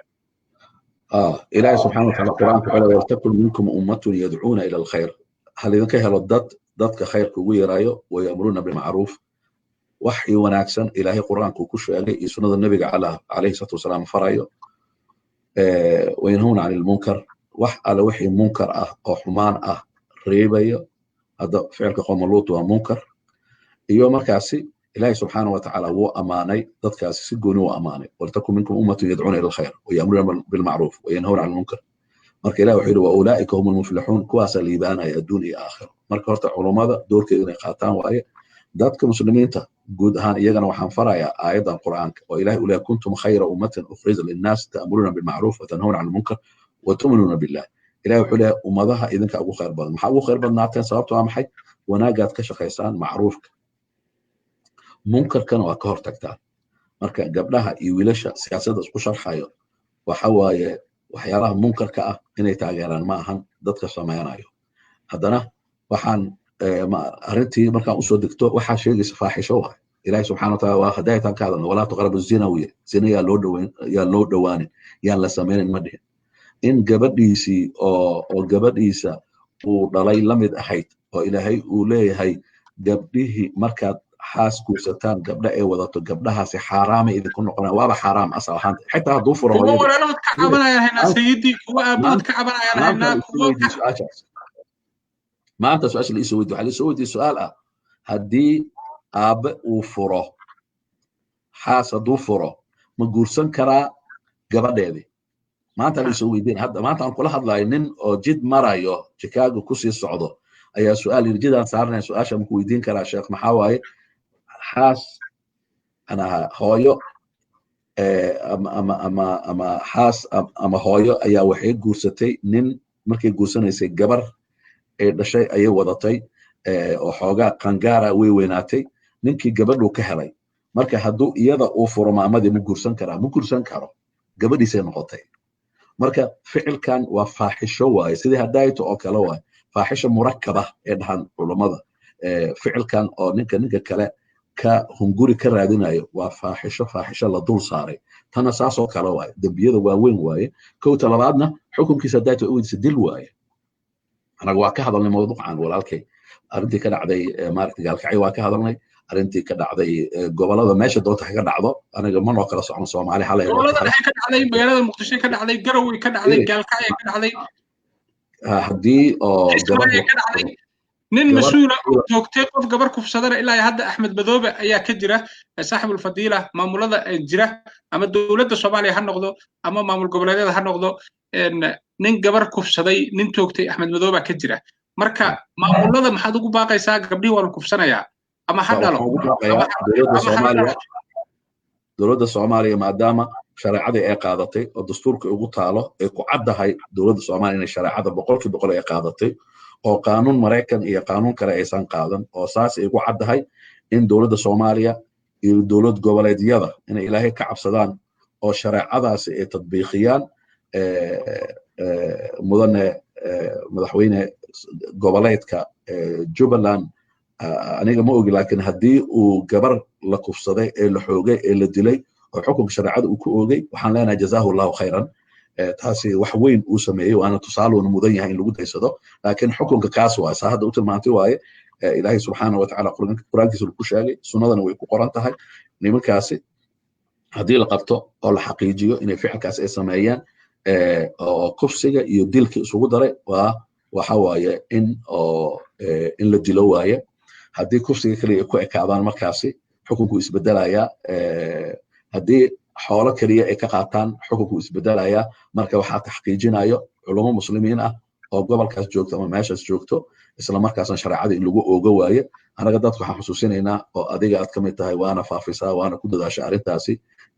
dhammaan cid kasta oo Soomaali ah oo muslimiin ah dibadda iyo gudaha ana Soomaalida dibadda joogto wali adiga aad ka mid tahay waxaan rabaa inaan xusuusiyo risaala xambaarsannahay sheekh maadaama waqtigu iga dhamaaday risaala xambaarsannahay dadku waxaan rabaa fariintan inaan faro fariintan waxay isay 2 daqiiqo risaala xambaarsannahay risaaladaas macnaheedu waxa waaye af Soomaali fariinaan xambaarsannahay qofka Soomaaliga ee muslimka ah ee Mareykanka soo galay fariin uu xambaarsan yahay muslim markaa tahay fariin ayaad xambaarsan tahay fariintaas oo ah booskii nabiga calayhi salaam taagan tahay qof muslim ah tahay laa ilaaha illa allah muxammadur rasuulullah fariinta inaad faafisaa laga rabaa wixii fariintaas ka hor imaanaya marka oo akhlaaq xumo ah ama ficilka qomuluud ha ahaado ama qofa wuxuu yidhahay baararka khamrada iyo maaragtay iyo mashaariicdooda taageeradooda tan ma la mid tahay kulli waa munkaraad waay laakiin munkaraadka kale waa weyn oo keliya مثلا هدي له قف هدي شرعي هدي له صوص شرعي تاغيرada maalinta khamr cabista adoo muslim ah taageer hadii lagu yiraahdo ma taageeraysid sababtoo ah khamr cabista waa xaraam maalintaas marka inaad taageerto waa xaraam way fududahay ana qofa wuxuu ku leeyahay ani waxaan u arkaa in dadka in la taageero cod lagu helayo codkaasna maslaxad ugu jirto qof Soomaali oo muslim inuu ku soo baxo oo meel uu istaago hadduu ilaahay ku soo saari waayo ilaahay tala saaran weyso ana waxaan arkaa inaadan khayr lahaynba من لا سعتها ولا الكي شو أنا سيدي قفك هذه هذا السوشيال حيسد إذا وقع أهان مالس كسوشيال حيسد تذكرن عد كراد وارهن قال إيه مسلم وكرادين يسا وارهن لكن عد كاج هكون رادين إن تاجرته وحو إلهي رالك أهان ساتكو جوليسته هذا تاسكو جوليسته مركزي غايدي يوحد أسرعة كرسي إلا آذو واحد باكو مجره هذا كش غيني مصلحات جود أو قال إيه مسلم كذا حيسا أو أنا مصلحات داسي إيه مصلحات fiican oo wanaagsan oo ummadaas ka wada dhaxayso waan laga shaqeyn karaa qofka inta jooga madaxu noqon kara aan ma diidin waxaan aaminsanahay Soomaalida inay siyaasada galaan waxaan aaminsanahay inay soo sharxaan rag iyo haween laakiin waxyaalaha ilaahay uu xarimay inaysan marnaba taageerin si ay ilaahay u raali geliyaan oo ilaahay subxaanahu wa ta'aala raali gelintiisa ay helaan adduun iyo aakhiro ka waran adoo maalinta taageertay ama maalinta adoo haween ah haween kale isku dhijisay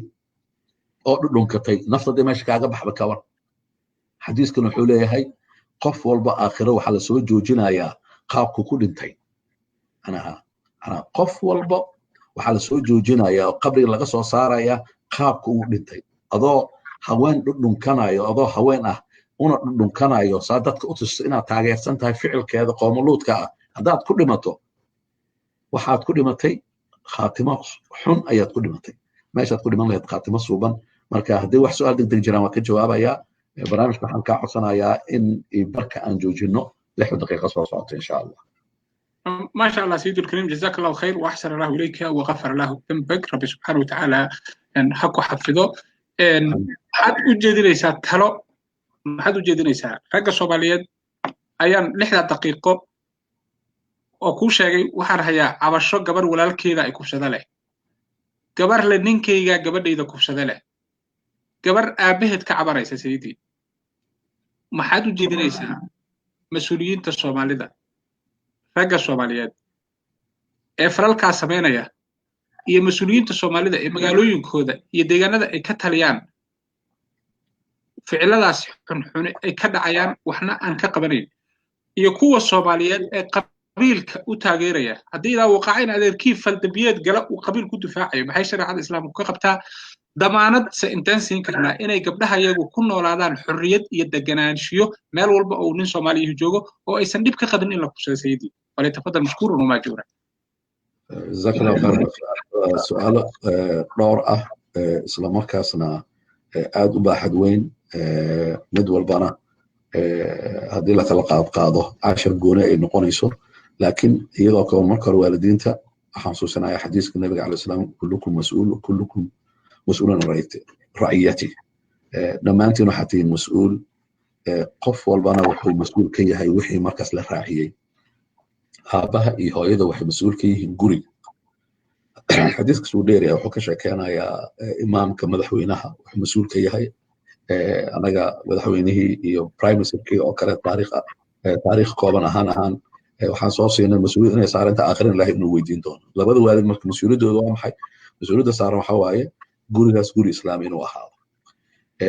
marka tarbiya islaami inay ka jirto maalan waxyaalaha koo kooban waxaa kamid haddii la rabo ilmaheena inay noo badbaadaan in siiradii nabiga calayhi salaam waxaan sheegay noloshii nabiga in la raaco مثلا tusaale ahaan sunnada nabiga calayhi salaatu wasalaam waxaa ka mid ah ilmaha markay 7 gaaraan in la kala fogeeyo haddii oo wiil hal sariir seexan jiray in la kala fogeeyo sababtoo ah waqti tamyiizkii kala soocmayeen kala soocanka jirkooda bilowday marka waa la kala fogeynayaa markaas taas waa gabadha in laga fogeeyo mar alla markay maaragtay sii weynaadaanba kala fogeyntaasi saasay kala fogaanayaan waa kow waay laba waxa kale aan ku aaninayo waxaa ka mid ah labada waalid horta waxyaalihii aad sheekay oo dhacdooyinkii cabsida badnaa oo naxdinta badnaa oo ah aabbo gabadhiisii oo kufsanayo waxaan leenahay aabbahaasi horta ilaaha u toobad keeno talabaadna aan waxaan u arkaa xanuun inuu yahay wallaahi suma wallaahi iyadoo 20 sano ka weyn ayuu 10 mar kufsaday 10 mar sheekh axmed nuur aan su'aasha ku gudbiyay gabadhii aan la hadal siiyey sheekh axmed nuur imaamka masjidka abubakar sidiiq washington ayaa isla hadal siiyey weydii wallaahi suma wallaahi iyadoo 20 sano ka weyn maanta xilligan la joogo this year 2019 ma ahan xataa xilli hore ayuu ilaa iyo hadda iyadoo la qabo ayuu haystaa okay walaalkeed ayaan hayaa sayidul kariim la dhashay ku aabii hooyadiina gabadhii dharbaaxa indhaha ka gelisoo leedahay ma hadli kartid waxaan haynaa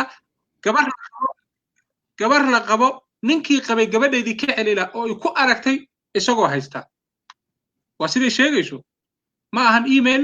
ma ahan fariin la duubay waa call cod ay hadlayso oo sidaan hadda wada hadlayno ay u hadlayso horta walaalkay wariyayda waaqaca waddankan horta in diin ahaan waa xaaraama soo sheegnay hadday dhacdo faaxishadaasi oo la sameeyey sida hadda aad sheegayso kale xukunkeeda waa dil waay qofkaasi diinta islaamkaan ka hadlayaa waddanka maraykankana ku doodaya gabadhii nina inta heshay ayay waxay leedahay war ninkan aniga saan ii galay walaayadeydii ma ka tegi karaa mise walaayadii ayaan macnaa anoon weydiisan in la i guursado ma isbixi karaa adeer kale ma aadi karaa awoowo ma aadi karaa ayay leedahay gabadhii ninkii ay rabto inuu guursadana wuu laadayaa ilaa asagii haystee shareecada islaamka waxay qabtaa horta haddii aabihii runta u yahay shareecada islaamka waxay qabtaa way ka guuraysaa wilaayada sababtoo ah sifaadka oo weliga oo saxda ah waxaa ka mid ah alcadaala ayaa ka mid ah alcadaalana waxa waaye qof oo alla ka cabsiga ku jirto taas waa macnaheedu iyadoo kooban qofka alla ka cabsi kuma jirto mise way ka guuraysaa marka wilaayada qofkii xigay u guuraysaa markaasi ama awow ha ahaado ama adeer ha ahaado markaasi culummada ogaanayso waa haddii aabbihii uu dhalay uu yahay haddii aabbo uu dhalay uusan ahayn laakiin aabbanimo ugu noqday sababta hooyada u guursaday markaas wilaayada runta markasta aabbihii asalka hadduu nool yahay ama farcii ama garbihii aabbihii asalka ah ay raacaysaa ficilkan waa ficil dembi ah diin ahaan waa dembi maraykanka dembiyuu ku yahay maaragtay taas intaan kusoo koobaynaa koley meesha iyo gobolka ay joogto haddana gobolada maraykanka dembiyadu way kala duwan yihiin iyo qaabkay ula tacaamulaan gobolkay joogtay ku xiranta laakiin anaga hadda diin ahaan aan ka hadlaynaa diin ahaan waa dembi waa dembiyadu waaweyn ka mid tahay haddii oo shareecada la xukumi lahaa qofkaas dilaa lagu xukumi lahaa sababtoo ah saa loo socoto saddexdii dilka oo kugu dheereeyay talada guud aad ragga siinayso in dumarka la ixtiraamo iyo ilmaha yaryar ee cabashadoodu ay aad u badan tahay sayidii rasuulka calayhi salaam ayaa ku dardaarmay taas sheekh xasan dardaankii rasuulku raacaya oo kaliya nabiga calaih salaam markuu dhimanayay wuu dardaarmay markuu dardaarmayay dardaaran oo dheera laga qoray waxaa ka mid ah dardaarankiisa haweenka si gooni u dardaarmay xitaa 3 jeer ugu soo celiyay haweenkiinii haweenkiinii haweenkiinii waa caatifoonaya markii rasuulka qaabku u dhahay laga sheekay wuxuu dhahay waa idin xayiriyiin u dhahay waa idin xayiriyiin hadalkaas hadal sahlan maaha macnaa run waay gabdhaheenna iyo wax macnaa ilaaha xayiray macnaa gacanteena ku jiraan saas ula jeeda rasuulka calayhi salaam ilaaliya xuquuqdooda saas ula jeeda had gabadheena ilaa laga gursado guri kama bixi karto meel gooni inay degto shareecada xitaa ma ogola haddii ammaan haddaysan ahayn markii wadamadan la joogana ana sheekh ahaan waa ka digaa gabdhaha inay guryaha ka baxaan ilaa laga guursado ama markay guursato caruur ay dhasho markaas caruurayba dhashayba qof laakiin gabar oo weli aan la guursan guriga haddii ka baxdo fasaadka badan darteed waana arkay waxaan hayaa adilooyin fara badan gabdho loo fasaxay inay gobolo kala aadaan markay aadeenna wixii dhacay ilaaha og oo keliya haweenka iyo hooyooyinka iyo aabbayaasha dhalayna nolol dhib badan ay ku nool yihiin oo xanuun badan habeenkii ma seexdaan gabdhood waxaa ku dhacay iyagaana fasaxay marka waxaa la jeedaa tarbiyada ilmaha inaan ku dadaalno talabaadna xuquuqdooda waa maxay haweenka xuquuqdooda in la siiyo xuquuqdooda waa farabadiin sheekh muxaadaro dhan gooni aan ka dhigno dood gooni aan ka dhigno laakiin aabayaasha iyo gabdhaha inaan u turno rasuulku u tur waa wuxuu dhahay 3 jeer ku celiyay calayhi salaatu wasalaam salaada 3 jeer u dhahay as-salah as-salah as-salah sababta rasuulku wuxuu ogaa dad salaada inay dayici doonaan faqalafa min bacdihim khalfun adaa'u salah wattabacu shahawaat ilaha quraan ku sheegay waxaa gadaal ka imaan doona kuwa salaada dayacay oo shahwada raacay shahwada ku raacay waa kuwa haddaan oo nin rabaan inay guursadaan waa kuwa ninka raba inuu nin guursado naagta rabta inay naag guursato oo qawaanuun iyo shuruuc loo sameeyey waa shahwa raac waa waxaas oo dhan anaga ma raaci karno waxaas qofka muslimka waxaas ma noqon karo dhaqankaas ma yeelan karo midda kale oo lama huraan ah in oo waalidiinta aan gaarsiiyo waxaa ka mid ah haddii oo waalidka tusaale uu noqdo aabbahana uu barto siiradii nabiga calayhi salaam uu ku daysado hooyadiina ay barato siiradii haweenkii rasuulka calayhi salaam ay ku daysato gurigaasi waxaa intaasaan kusoo koobaya sababtoo ah waa mawduuc weyn waaye intaasaa ku filan oo intaasi ilaahay subxaanahu watacaala uu barakeenaya guryaheenna dibadda iyo qurbaha walaalkay inta aad maqashay wax badan aan ognahayaa jiro dadku waxay dhahaan umuliso waxay wada og tahay ma wada sheegto ana waxaan ku daray mahmaahyadaasi culummada waxay wada og yihiin ma wada sheegaan ka daaci ahaan ka sheekh ahaan ka imaam ahaan wax badanaan ogahay laakiin ma wada sheegi karan laakiin maxaa waajib nagu ah inaan ka shaqeyno qaabkii loo daweyn lahaa dhibaatooyinka bulshadeed ee akhlaaq dara ah ummaddan haysta fiiri wiilal waxaa lasoo sheegaya oo soomaali ah ma aqan wiilal iyo gabdho waxaan dhihi karno ururkan la yiraahdo gayska inay ku jiraan wiilal soomaali ah intaas kaliya ma aha hadda markii ay soo dacwoonayeen oo ay dhahayeen nimankiina oo anaga naga hadlaayo waxay noo sheegayeen walaalihiina ku jiraan saasayna dhahayeen xitaa lagama qarin waxay dhaheen muslimiinaa nagu jira oo badan waa minnesota intaa laga hadlaya oo naga mid ah oo qaarkooda la qabo marka waxaan ula jeeda walciyaadu bilahi ilahan ka maga galnay shaqo badanaa na sugayso shaqadaas na sugayso waxaa cajiladan oo kale hadda in si fiican loo faafiyo oo ah ficilkan faaxishada ah ilaahay ayaa xarimay culummo ma xarimin hay-adna ma xarimin nin ma guursan karo sharci looma samayn karo lagu guursan karo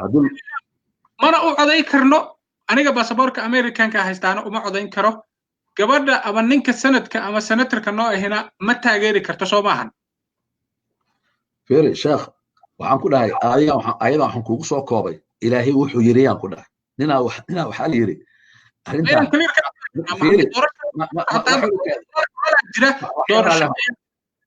waxay raalaw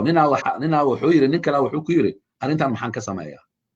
nin kalena wuxuu leeyahay ilaaha yiri wuxuu dhahay nin yahow ilaaha yiri yaan ku dhahayaaye maxaad ii leedahay maxaan ka sameeyaa ilaahaba dhahaya ani marka waa kuu maahmaahaya waxaan ku dhahay ilaaha wuxuu leeyahay walaa tacaawanuu cala alithmi waalcudwaan ma taageeri kartid wax ithmi ah oo dembi ah iyo dhulmi annaga arrintaasi inaad ka heebaysato inaad cabsato xitaa maaha annaga inaad cabsano xitaa maaha fiiri dadaa waxay dhahayaan waxaan ka cabsanaynaa in nala dabagalo mala socotaa nebi luut in la dabagalay oo dowladdii qoomu luut ahaa ilan dowladay ahaayeene ay xukun ku rideen ay maxkamadooda geeyeen xukunkan muxuu ahaa akhrijuu aala luut waa maqashay aayaddaas هل صار سيء إيه كيسة إنهم أناس يتطهرون ضد نظيف أهواي أظن نظيف ومركو كنت عوني مية حتى ضد بدن كذا لها ها ومركو لها وصورتها وحال لها ماشي غريب وكأها صورتها أيضا قال معناها وقال موسى قال لوط لقومه ضدك مركب في سنة قال قوم كيسو مركب لها يعني قوم كيسو دجان كواية لكن استجا مالك لوكيمي استجا مالك لوكيمي نبي لوط ودل غير إبراهيم أو يهان إن حاران يراهو إبراهيم ولا لا هايين نكاسر دلي مركا لكن ما شو كوي رئيسي مركا علماء قالوا بحيث هن تاس كلمة الدين هان وغيره حد كلا أنا قد ما نورس من الدين هان مركا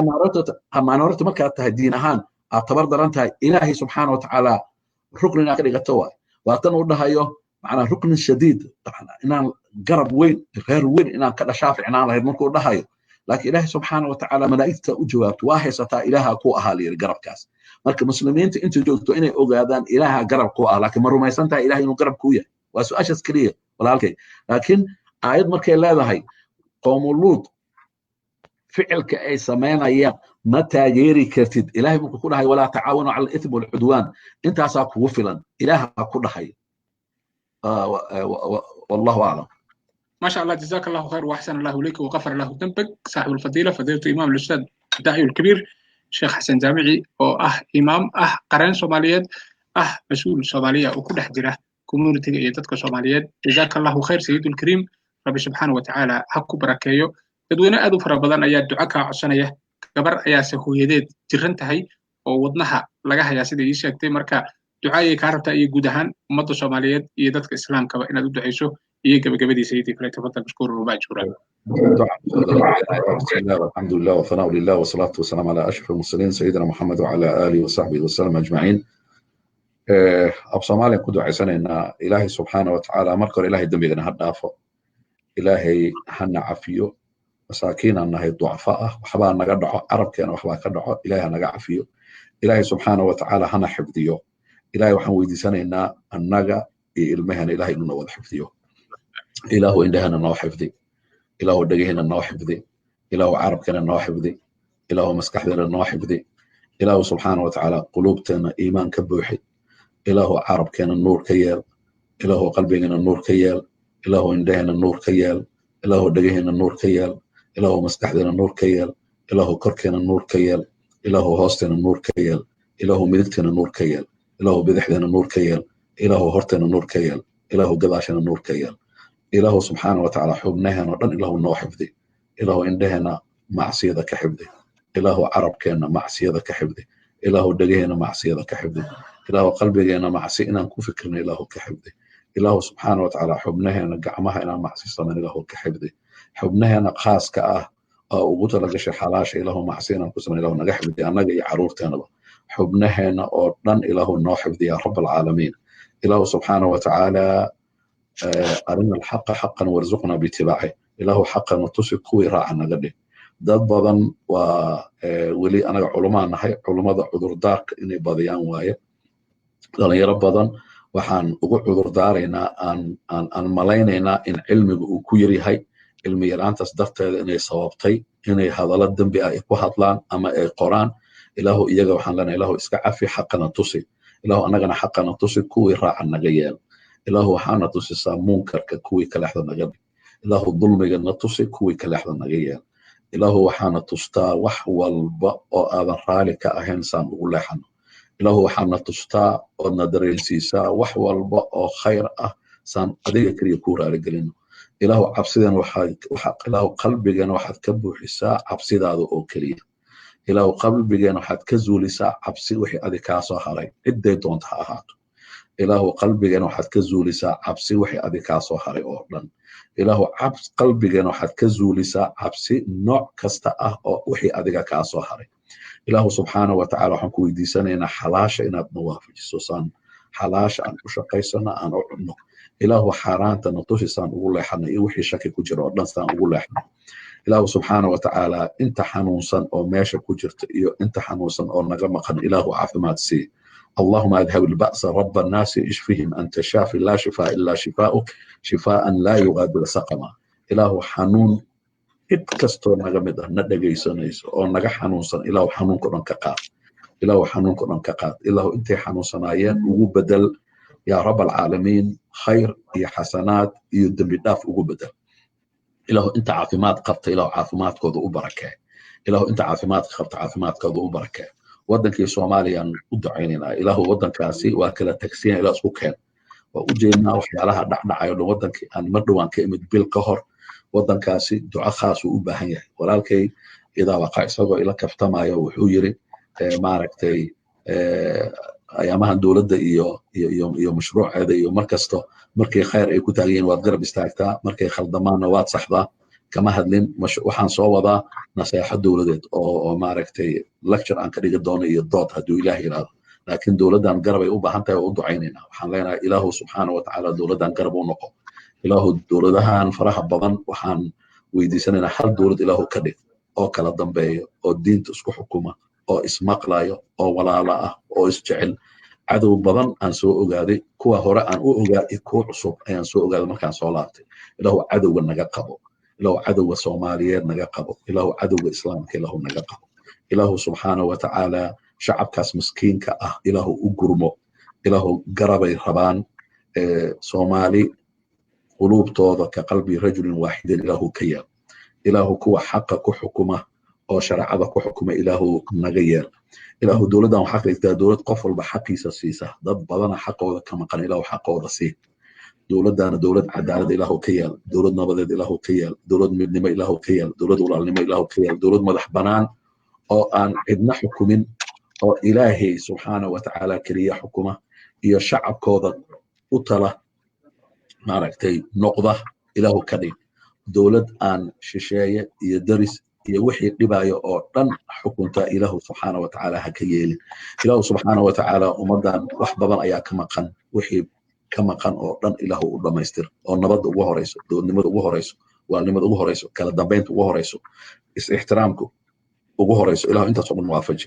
anaga inteena qurbaha ku nool Mareykanka iyo dibadaha iyo Yurub ilaahu subxaanahu watacaala qurbaha nagu badbaadi iimaan xoog badan ilaahu nasiih ilaahu qalbi xoog badan oo iimaan ka buuxa nasiih ilaahu akhlaaqdeena hagaaji ilaahu fasaadka naga ilaali ilaahu ilmaheena adaa og markay naga maqan ilaahu noo xifdi ilaahu noo xifdi markaan ognahay iyo markaan ogeynba ilaahu noo xifdi markay iskuulada joogaan iyo markay kasoo tagaan wadooyinka ay soo marayaan ilaahu indhahooda noo xifdi ilaahu maskaxdooda noo xifdi ilaahu cagahooda noo xifdi ilaahu saaxiibo wanaagsan oo saalixiin iyo saalixaad isugu jira ilaahu u yeel hadday gabar tahayna saaxibad saalixaad ka mid ah ilaahu u yeel hadday wiil hadduu yahayna wiil oo saalixiin ka mid ah ilaahu u yeel ilaahu naga ilaali waxyaalaha shaadka loo yaqaano qoomuluudka uu ka mid yahay dhaqankooda ilaahu naga ilaali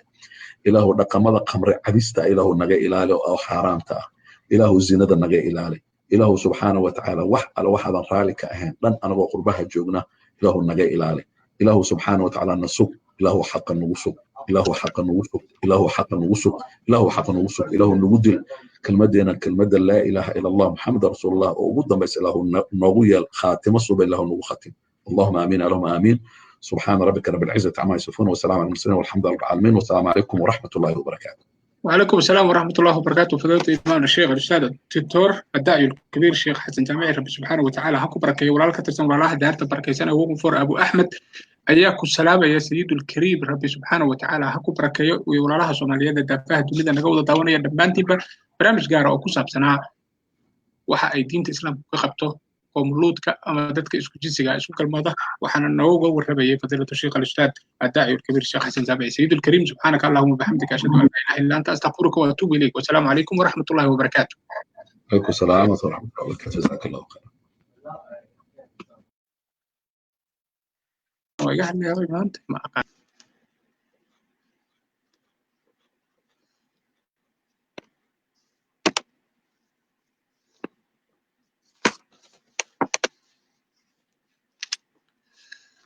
كمبيوتر كاسح بيرسي إجا مركا إن شاء الله ما قانو سو نقدونه